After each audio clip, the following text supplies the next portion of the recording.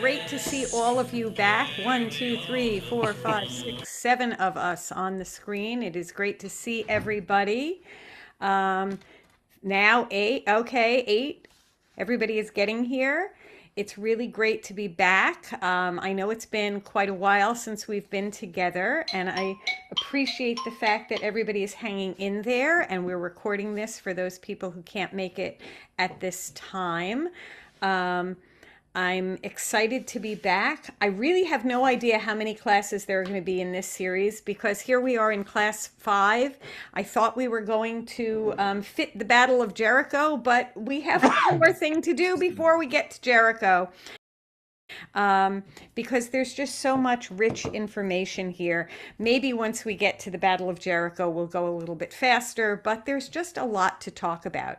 So, just to recap what we've done so far, we spent a couple of classes talking about Joshua in the books before Joshua in the Torah. Then we dove into preparing to enter the land of Canaan and then crossing the Jordan River and talking about Rahab and the spies and entering the land. And here we are on the other side of the Jordan, and we're going to be talking about renewing the covenant. So I hope you all got your source sheets, but I am, as usual, going to put the source sheet up on the screen. There we go. Okay, here we go. So before we start, we're going to say our prayer for the study of Torah. Remember, the last words are La'asok b'divrei Torah. Baruch atah Adonai Adonai Eloheinu Eloheinu ruach melech haolam olam asher asher kiddushanu kiddushanu mitotav b'mitzvotav v'tzivanu etzivanu la'asok la'asok b'divrei b'divrei Torah. Torah. Okay, so we're starting with chapter 5, verse 1. And I'm going to ask Arlene if you could please read verse 1 from chapter 5.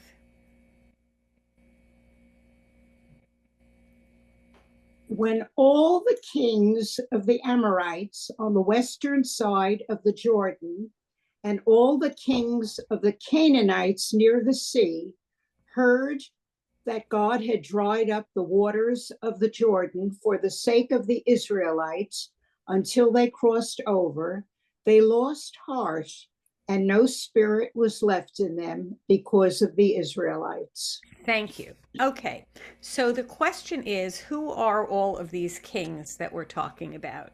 And so to understand this, we have to understand something about the topography, about all of what the land of Israel looks like, what the land of Canaan looks like. So I'm taking some of what I'm going to talk about from the wonderful book, Joshua, the Challenge of the Promised Land by Michael Hatton. Remember, this land that we're talking about is a land that is about the size of New Jersey. And within the land of Israel, there are many different zones. From the snowy peaked mountains in the north of the Hermon to the rolling countryside of the Galilee to the hot and valleys of the Kinneret Basin, which is around here, to the limestone hills of the central region, which is around here, and the arid barren cliffs of the Negev down here in the south. And going from the west to the east, it goes from flat, which is, if you look at a topological map, you can see this is low and this is high, right? So up here is the Hermon, the highest point. Down here is the lowest point. It goes from being very flat on the seashore side. There are hills in the center over here and over here. It's flat again over here on this side.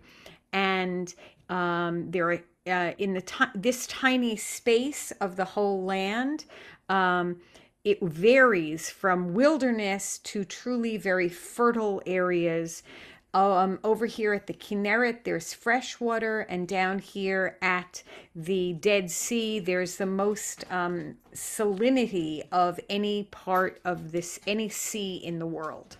So, because the regions of Israel are so different, it led to the rise of many independent city states that control independent regions that are led by tribes that have very conflicting ideas about what's important. I'm talking about before the Israelite people came in. So, the idea of having any kind of a central authority in the land in previous times was completely impossible. And it is incredibly unlikely that there's going to be a central authority when the Israelites come to town. There are Amorite tribes that came in from Asia Minor with these Ammonite kings and the Canaanite kings that were in the verse that we read. But there was some amount of communication among all of these kings and among these tribes, since there was trade among them and they all knew what was going on. And there was some amount of dread, as we just read about, because of the fear of these Israelites who were coming in. So we're going to move on and read this next verse, these next verses, 5:2 to 5:5. So, Phil, can I ask you to read that next portion? Okay. At that time, God said to Joshua, "Make flint knives and proceed with the second circumcision of the Israelites." So Joshua had flint knives made, and the Israelites were circumcised at Gibeath Haraloth. This is the reason why Joshua had the circumcision performed.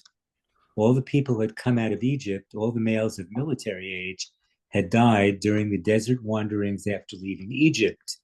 Now, whereas all such people who came out of Egypt had been circumcised, none of those born after the Exodus during the desert wanderings had been circumcised. Okay, so we learn that no one was circumcised during the whole time of the Exodus. We'll talk in a minute why it is that that happened, but first, I'm going to tell a joke. So, this over here on the left-hand side is a flint knife, like the one that was used for circumcision. Ouch. And now, yeah, ouch. But here comes my joke. A man is walking down the street and he sees an entire store window that's filled with clocks. He goes in and he says, "I'm interested in the blue clock that's in the window display. How much is it?" The man inside says, "It's not for sale." The first man says, "What do you mean? Is it sold already?" The man inside says, "No, none of the clocks in the window are for sale. I'm a moil, a man who does ritual circumcision." The first man says, "Then why do you have clocks in the window?" The moil replies, "What should I put in the window?" There you go. Okay. There's my moil joke. There's my circumcision joke. Okay. So, why is it that Jewish men get circumcised in the first place? Let's read the text from Genesis 17, 1 through 14, that explains why Jewish men are circumcised. Joan, you read this for us? When Abraham was 90, Not Abraham. Read when carefully. Avram, Thank you. when Avram was 99 years old, God appeared to Avram and said to him, "I am El Shaddai. Walk in my ways and be blameless. I will establish my covenant between me and you, and I will make you exceedingly numerous." Avram threw himself on his face, and God spoke to him further. "As for me, this is my covenant with you. You shall be the father of a multitude of nations, and you shall no longer be called Avram, but your name will be Abraham, for I will make you the father of a multitude of nations. I will make you exceedingly fertile and make nations of you, and kings shall come forth from you. I will maintain my covenant between me and you and your offspring to come as an everlasting covenant through the ages, to be God to you and to your offspring to come. I assign the land you sojourn in to you and your offspring to come, all the land of Canaan as an everlasting holding. I will be their God. God further said to Abraham, as for you, you and your offering to come throughout the ages shall keep my covenant. Such shall be my covenant between me and your offspring to follow, which you shall keep. Every male among you shall be circumcised. You shall circumcise the flesh of your foreskin, and that shall be the sign of the covenant between me and you. And throughout the generations, every male among you shall be circumcised at the age of 8 days. As for the homeborn slave and the one bought from an outsider who is not of your offspring, they must be circumcised, homeborn, and purchased alike. Thus shall my covenant be marked in your flesh as an everlasting pact. And if any male who is uncircumcised fails to circumcise the flesh of his foreskin, that person shall be cut off from kin. He has broken my covenant. Thank you. Was that a God pun? Yeah, I think so, right? Cut off from kin. Thank you. Yes, I think maybe it was a God pun. So here we learn that circumcision is a sign between God and the people. What do you think of all this? Any thoughts, any comments about it? We don't necessarily have to have any thoughts, but I just wanted to put it out there before we move on. I'm glad it doesn't apply to women. Okay. Also, why weren't they circumcised for all the time they were in the desert? Ah, we are going to get to that. Excellent, excellent question. So, it may be, first of all, that male ritual circumcision was not unique to the Israelites. It turns out that ancient Egyptians practiced circumcision, which is evidenced by depictions in tomb art and in references in their texts. It was likely that it was performed as a rite of passage into adulthood, so it wasn't done when they were 8 days old. It was possibly linked to purity or priestly service, and it was done in adolescence, which I think is a whole lot more scary and sort of cruel than doing it at 8 days old. Some scholars believe that certain Canaanite groups practice circumcision, although there's limited evidence of this. And the Phoenicians, who descended from the Canaanites, might have continued the practice, though it wasn't universal among them. The Edomites, the Moabites, and the Ammonites might have practiced circumcision, though not necessarily through any kind of religious significance. The Bible sometimes refers to them as circumcised in contrast with the Philistines. The Philistines are definitely referred to as uncircumcised. And many pre-Islamic Arab tribes practice circumcision, which might have been influenced by the fact that they lived near the Israelites, and the Israelites practiced circumcision, and also because Abraham circumcised both of his sons, not just Isaac, but also his first son. So it's also a practice outside of the Middle East. There are various African ethnic groups, including the Xhosa, the Zulu, and the Maasai. But again, that is a rite of passage into manhood. There are Australian Aboriginal groups that practice circumcision, and Pacific Islander groups in the Philippines, Indonesia, and Papua New Guinea that also practice circumcision. But we're going to go on and look at some more information about circumcision. So Michael Hatton, who is the author of the book that I referred to before, says that Maimonides explains two rationales for circumcision in his Guide for the Perplexed. He has two specific powerful insights. The first sees circumcision as an attempt to positively shape male character by tempering sexual drives. The second, however, speaks of collective identity that is created when people share the same ineradicable mark. So for the purpose of our discussion, we have adopted, he says, we have adopted the second interpretation.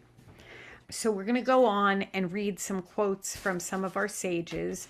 Rabbi Daniel, would you like to read from Radak? And Radak is Rabbi David Kimchi, who is known by his anagram of his name. He was a medieval rabbi and biblical commentator who lived in Provence from 1160 to 1235. Let's go on to Diane. Diane, can you read this? Yes. Don't read the Hebrew. Don't Just read say the, this the is Hebrew. yeah. Okay. Yeah. This is the positive commandment to the father to circumcise his male child, or to the son to perform circumcision on himself when he reaches the age of manhood, if it has not been performed on him before then by the court. Leot Brit. What was that? Leot Brit, a sign of the covenant. As a mark of the covenant, although there are other symbolic acts which are signs of the covenant and the obligation to keep the laws of the Torah, such as the phylacteries, the fringes, the Sabbath, etc., this symbol is by far the most potent one, the only one to be performed on one's body. The other signs are only a reminder. This is the only such sign to be performed on one's body. Seeing that this is so, the Torah chose to select the reproductive organ of the male, seeing that most of the sins one commits are somehow related to this organ, and involve misuse of that organ. It is the organ which, unless handled with care, is apt to allow the bestial party of the human being to come to the surface, thereby weakening the aspect of our nature which wishes to cling to godliness. When looking at that part of one's body, one reminds oneself automatically that God has forbidden Jews to engage in recreational sexual activities, in mating with partners which the Torah has forbidden in the interest of purity, etc. Sexual emissions are to be used only for the purpose of impregnating one's wife, or when prescribed for medical reason by a physician. Well, that sure is something. Okay, so here we are again saying that men need to be reined in, and that may explain a little bit about why it is that men need to have this happen to them rather than women, because of course, as we've learned about in other aspects, like when we're talking about why it is that we have a mechitza to separate men from their sexual desires of being distracted by women. Women are not kept apart because they can't look at men. Men are going to be distracted by women. So let's move on and read the next one by Sforno. Sforno is Ovadia ben Joseph Sforno, who was an Italian rabbi, biblical commentator, philosopher, and physician. And he was born in Cesena in about 1475 and died in Bologna in 1549. Akiva, do you think you could read this for us? The Sforno at the top of that page. Sure. The organ on which the covenant which God is marked is the organ instrumental in ensuring a man's continuity beyond death through the genes of his offspring. It is appropriate that the covenant which represents the eternal, intimate, and reciprocal relationship of God and the Jewish people should be symbolized in this manner. Okay. So what this is saying is that because the reproductive organ is a symbol of eternity, the eternity of our covenant is where the symbol of the eternal covenant is marked. Anyone have any comments or thoughts about this? Just curious about the translation. It says through the genes of his offspring. Did they know that word back then? Well, let's see. We're talking about 1475, and Ovadia ben Jacob Sforno is a physician. I will go back and look at the word gene to find out exactly what the word is. But I would say that considering that I'm sure that they had some concept of genetics in that time period. Okay. But thank you for asking. Let me just make myself a note to look that up, and I will get back to you about the word gene. So here's an update. The passage that we read from Sforno was translated and interpreted by Eliyahu Monk, who was born in 1900 and died in 1981. Now, Eli Monk was a German-born French rabbi and rabbinic scholar, and in using the word genes when he translated the Sforno, he put a much more modern spin on the text. As Phil noted when he asked the question, the modern study of genetics didn't start until much later than Sforno, with Gregor Mendel in 1850 to the 1860s. However, there was certainly an understanding that traits were passed down from parents to their offspring in earlier times, and it would have been understood by Sforno, who was himself a physician. The literal translation of the text that we read was as follows: the element that encompasses eternity in the species points to the eternity that is intended in the covenant. And being the element of the offspring, the sign in it points to the continuation of the covenant on the sons.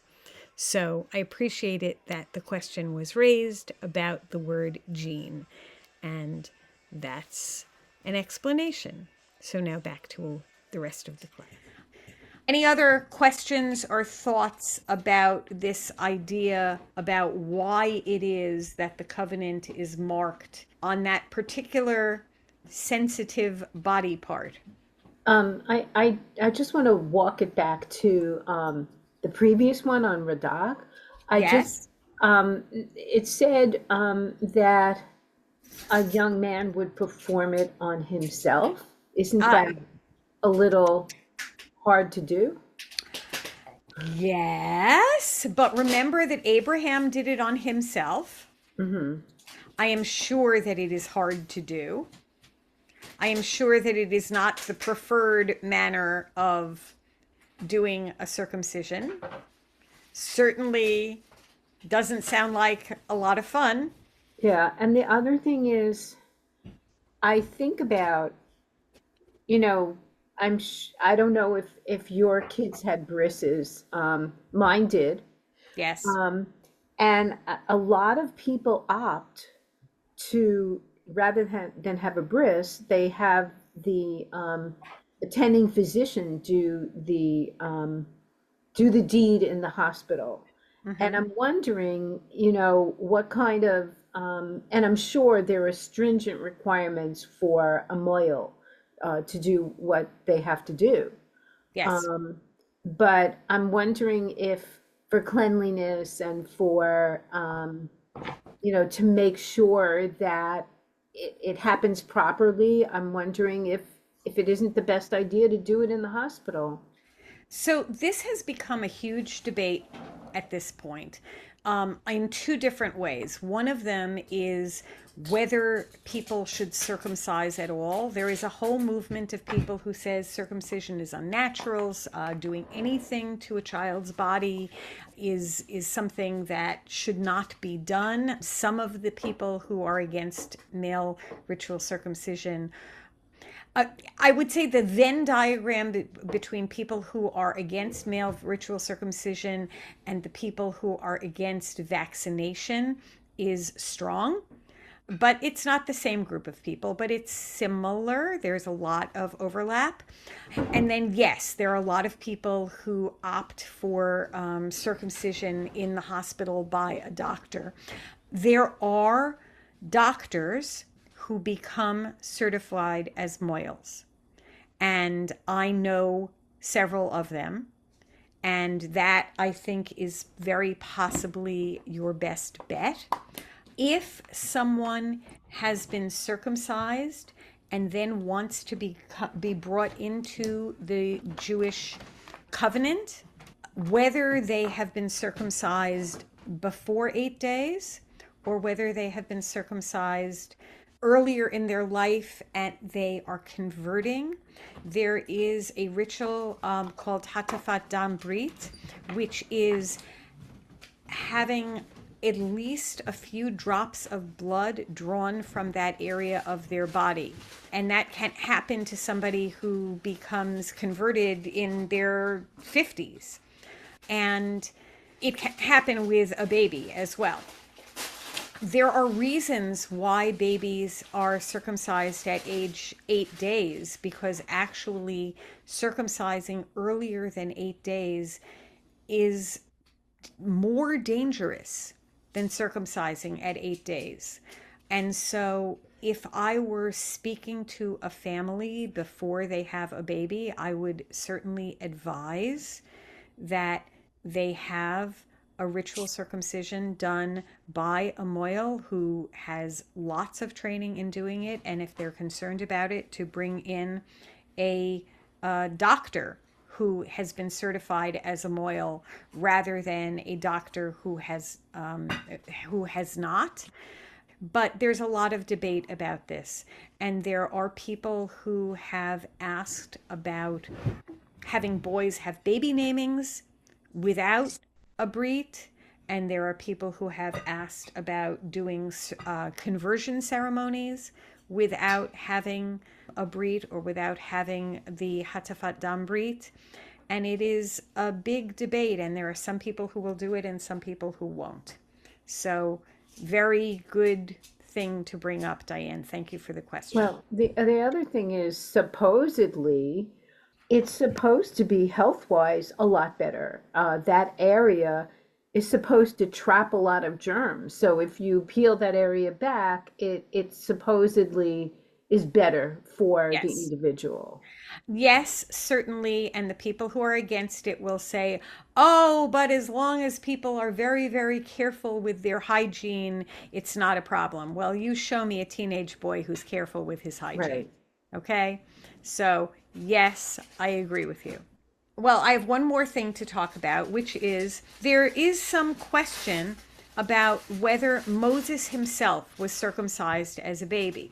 We do have a verse from Exodus that may indicate that he was, but may not indicate that he was. So, Robin, can I ask you to read Exodus 2, 5 through 6? The daughter of Pharaoh came down to bathe in the Nile, while her maidens walked along the Nile.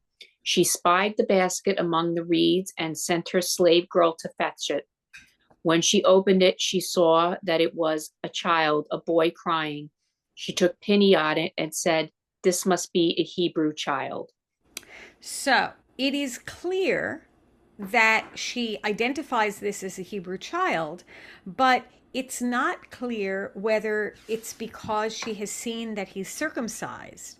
First of all, we know that there is some record that Egyptians were circumcised. A lot of people assume that she looks at it and says, circumcised baby must be a Jew. But the idea is that perhaps she just can't imagine why anyone would abandon a baby unless it is because of the edict. So I think that that's the explanation. And in fact, there's some thought that there was no circumcision at all during the time the Israelites were in Egypt. And because of doing the paschal sacrifice, the sacrifice of the lamb that was done where they had to sacrifice the lamb and put the blood on the doorpost, it needed to be made by circumcised males. There was probably a mass circumcision at the time before that happened, which in my mind might explain why it was necessary to take the lambs into the Israelites' homes for 4 days from the 10th of the month until, and then not slaughter it until the 14th of the month, perhaps because they needed 3 days to heal from the circumcision.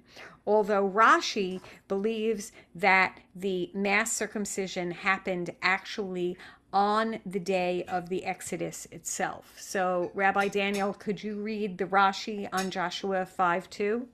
Sure. The second time, for there had already been a circumcision on the night of their departure from Egypt, the large assembly were collectively circumcised. And this was the second time, because during the entire 40 years that they were in the wilderness, the north wind did not blow for them, and they did not have a suitable day to circumcise themselves. Thank you.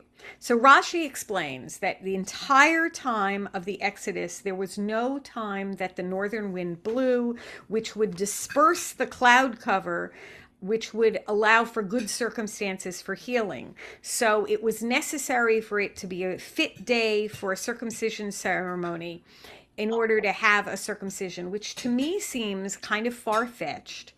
But it's also a way of saying that it wasn't the Israelites, people who had neglected circumcision, and instead putting the blame on the weather, and really, in a way, putting the blame on God for making the weather such that it wasn't possible to do a circumcision.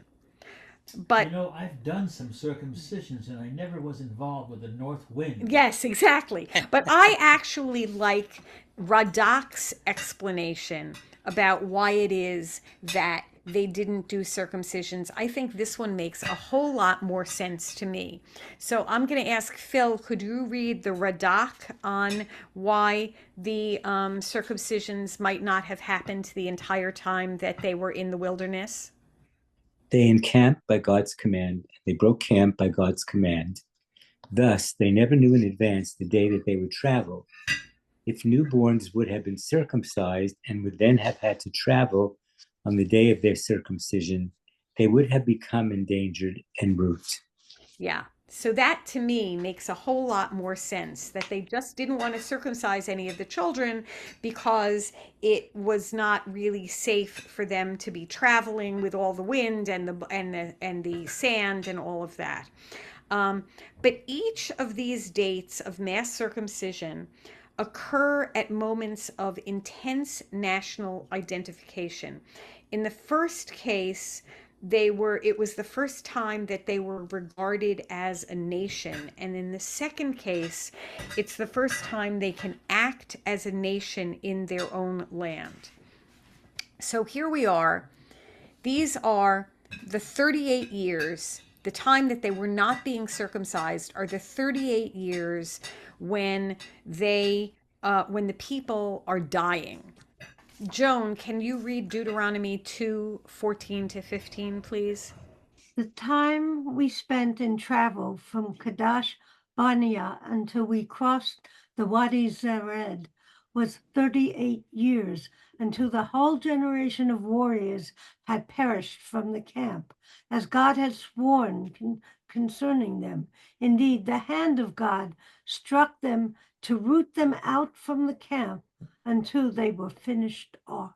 Right. So these 38 years, everybody who had been circumcised in order to leave Egypt had all died.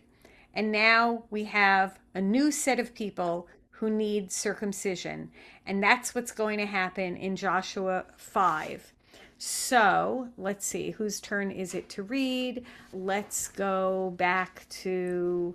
For the Israelites had traveled in the wilderness 40 years until the entire nation, the men of military age who had left Egypt, had perished because they had not obeyed God, and God had sworn never to let them see the land that God had sworn to their fathers to assign to us, a land flowing with milk and honey.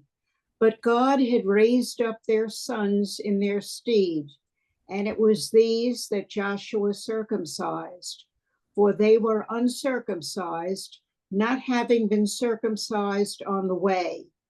After the circumcising of the whole nation was completed, they remained where they were in the camp until they recovered. And God said to Joshua, "Today I have rolled away from you the disgrace of Egypt." So that place was called Gilgal, as it still is. Thank you. So Gilgal, the name of this place, Gilgal is just northeast of Jericho. And Gilgal is an interesting word in Hebrew.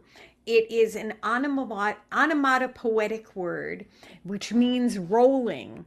Another word that is similar to it in Hebrew is galgal, or galgal. Galgal is a wheel. If you think about it, galgalim are wheels. There are a bunch of onomatopoetic words that sort of sound a little bit like what they are. So galgal or gilgal is something that's rolling. Another word like that is bakbuk, which is a bottle, which tells you the sound that happens when you're pouring something out of a bottle. It goes bakbuk, bakbuk, bakbuk, bakbuk. So I love the word gilgal or galgal because it sounds like what it is. So now that they have been circumcised, all the years in the desert, they didn't celebrate Passover. So finally, it's time to celebrate Passover. Okay, Phil, can you read to us Joshua 5:10 through 12? Encamped at Gilgal in the steps of Jericho, the Israelites offered the Passover sacrifice on the 14th day of the month toward evening.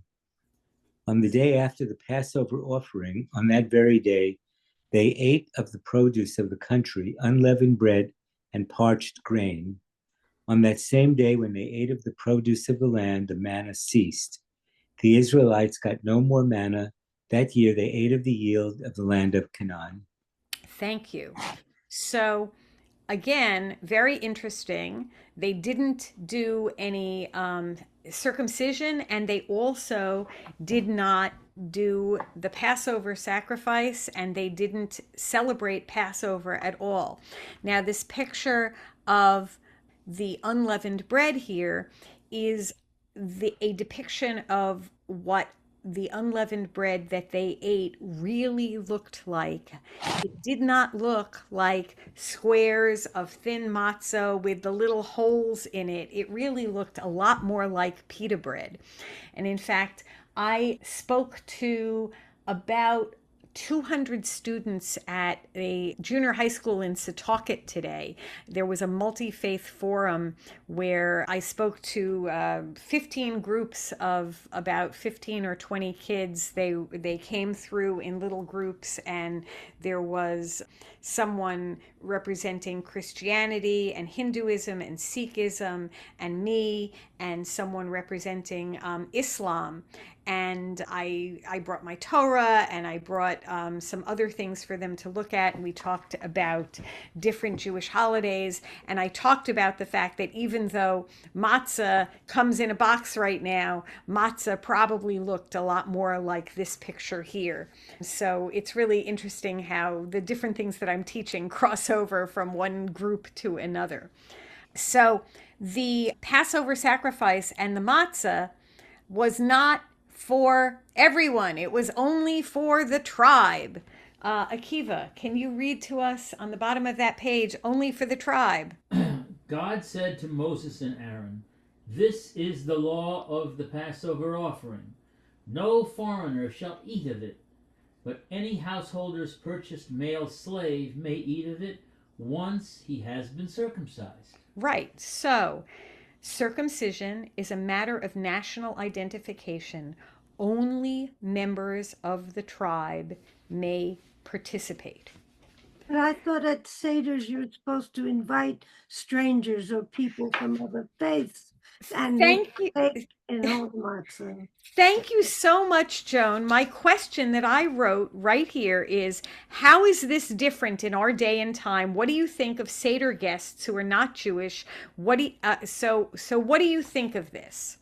I always circumcise male guests when they come into our house. You always check to see if they're members of the course, tribe. it's Yes. a natural, look-see. Yeah. So I think there's a difference between the Passover sacrifice, which is the actual slaughtered goat or lamb that used to be brought to the temple, that was done on the holy altar and then was brought back for the family to eat together. That is different from the Seder, which was not established until pretty much after the temple was destroyed. There was actually the beginnings of a Seder meal. However, the idea that the Last Supper was a Seder is really not true. I don't believe that the Seder as it was established, the beginnings of the Seder happened among some of the rabbis, but I don't believe that Jesus attended a Seder that was what we think of as a Seder these days. And I think that having people of other from other religions come and participate and understand our traditions is a wonderful thing to do. It's wonderful to have interfaith education, like what I did at the school today, and to bring people into our homes and let them enjoy and appreciate what our background is. Not only people who are Christians, for whom it is a story that resonates because it's in the beginnings of their holy scriptures, but also for people from other faith traditions. But I also wonder what you think about churches who hold their own Passover Seders. Are you comfortable with that idea, or do you feel like that's cultural appropriation? Any thoughts about that? I didn't know that it happened. Yeah, it does. It does. Mm-hmm. Not all, but I've seen it happen. In a way that they respect that the Christians evolved from the Jews. In other words, that no? It can vary. Rabbi Daniel, do you have some thoughts about this? Yeah, well, I think they put a Christian spin on, I've never been to one, but I would think they would put a Christian spin to it.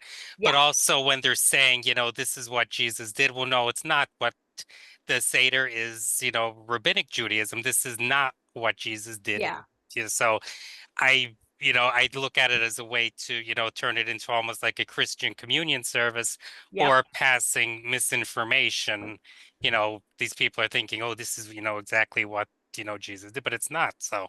Yeah, I agree. I think it's much more appropriate to invite Christians to come see what a real Passover Seder is, rather than the possibility that what they are going to do is take matzah and say, this is the body of our Savior and this is the blood of our Savior, which is what I have heard that they do.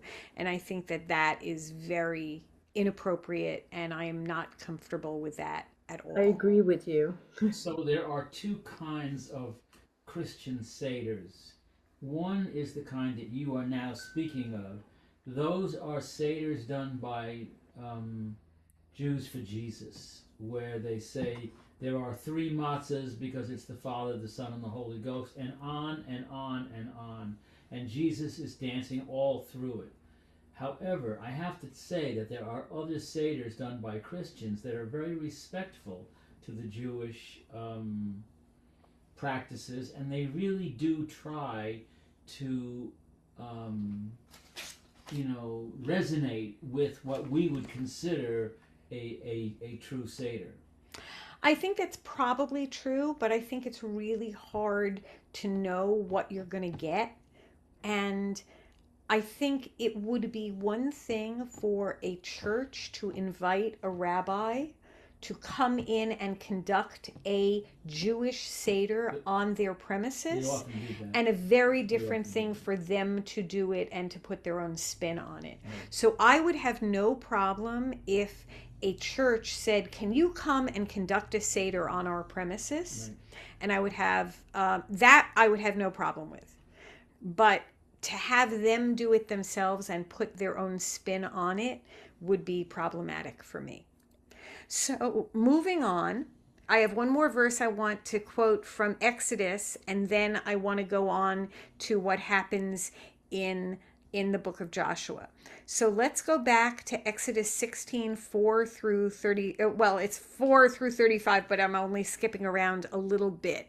So Diane, could you please read this? And God said to Moses, I will rain down bread for you from the sky, and the people shall go out and gather each day that day's portion. In the evening, quail appeared and covered the camp. In the morning, there was a fall of dew about the camp. When the fall of dew lifted, there over the surface of the wilderness lay a fine and flaky substance, as fine as frost on the ground. When the Israelites saw it, they said to one another, what is it? For they did not know what it was. And Moses said to them, that is the bread which God has given you to eat. And the Israelites ate manna 40 years until they came to a settled land. They ate manna until they came to the border of the land of Canaan. Okay, so this is manna or man, and when they get it, the words in Hebrew that they say are manhu, which means what is it? Manhu, what is it? And so it gets named Haman, the man. Now, it is not Haman, the same as the bad guy that we just read, but it is almost the same. It is exactly the same letters, but different vowels. Instead of there being a kamatz, the thing that looks like a T under the hay, it's a patach, the straight line under the hay. So vowels actually really matter a lot in this word. We don't have to say boo when we read it. But so they ate manna for 40 years until they came to the border of the land. The last line of what we read before. On that same day, when they ate of the produce of the land, the manna ceased. The Israelites got no more manna. That year they ate of the yield of the land of Canaan. So that's why we were talking about the manna. We did read about the fact that the manna ceased. What do you think the significance is of the end of the manna? What is going on here? I think they became an agrarian society at that point. Yes.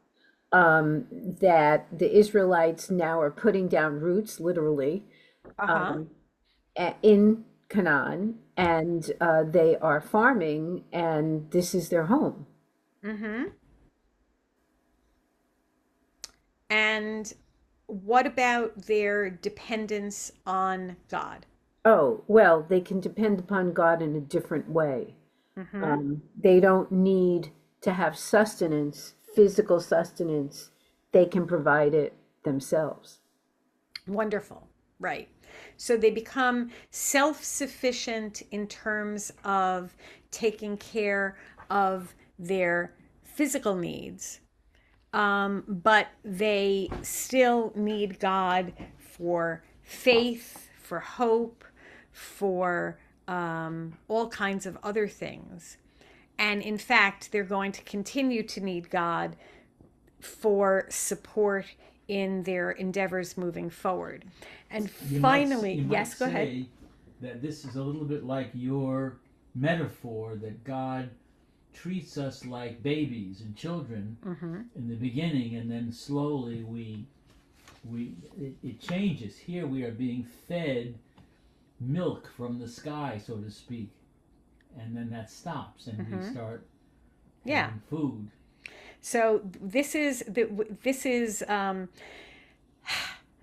the Israelite people are like the teenagers, and mom has been bringing over food every day and saying, here you go. I'm bringing it to your apartment. I'm giving you something to warm up in your microwave. And finally, it's like, okay, you're in your apartment by yourself now. Go out and cook. Get a job. Okay. You can cook for yourself. You can go dig up some potatoes. Make yourself your own food. I will still give you advice. I'll still give you some recipes. Remember that recipe book I gave you? You know, the one that tells you not to mix this with that. Follow my recipes, but I'm not going to buy you the groceries anymore. Well, actually, I am, because I put you into a land that's got the milk and the honey and all of those other things, but I am not going to deliver them to your door every day. So, I think this is a good place for us to finish up for today. Next week, we are finally going to have the Battle of Jericho, I think. Yes, I think we are finally going to have the Battle of Jericho. And then from there, we're going to move on forward a little bit more quickly.